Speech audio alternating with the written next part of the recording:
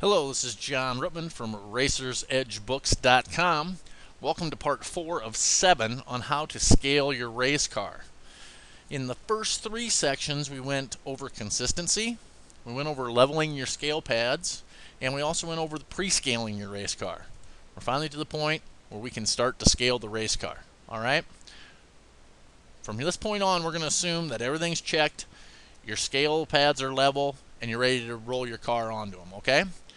Now, before taking your scale readings, zero your scale pads. All right. Then roll the car onto the pads. And the next step is to take your ride height readings. Okay.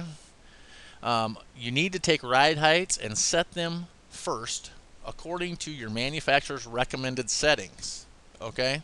Now, if you built your own car, or you don't know who manufactured your car, or you don't have access to that information, what you need to do, or what you can do, is go talk to a few of the other race car drivers, okay, that run the same type of chassis, hobby stock, street stock, whatever, mod, whatever it might be, and see once where they set their ride heights at, okay? I would suggest asking a few different drivers, and then maybe taking an average of that and starting there. And then maybe you need, over the next few weeks, tweaking it a little bit in order to get your chassis dialed in, okay? But that'll give you a good starting point as far as ride heights go, okay? Now, since you've got the car on the scale pads, it's very important that you take the height of the scale pad from the floor to wherever your mounting point is, or your measuring point, excuse me, is. You need to take the distance of the scale pad into consideration, okay? So what we've got here is just a little picture on the screen of the actual chassis of the car, which is the black part, okay?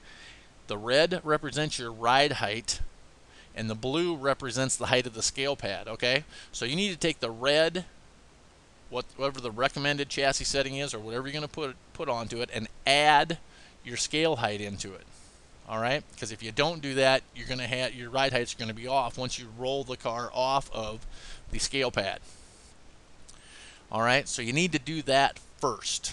That's the very first thing you need to do, and then you can go on to actually adjusting the weights and go from there. So that's it for this section. Basically telling you need to set the ride heights next. The next section we're actually going to go into adjusting the weights and getting the thing scaled and ready to go. So make sure you go to our website, www.racersedgebooks.com. You can get a free copy of this How to Scale Your Race Car book, which you're seeing on the screen here, if you sign up for our newsletter. And you can also look at all the other books we have there. You can check out our blog. And if you're into the Kindle or the Nook and you have one of them and you want our books to go on there, we also have a download link to those websites where you can get the versions to go on your Nook or your Kindle. So thank you very much for watching the video. Have a great day and good luck at the racetrack.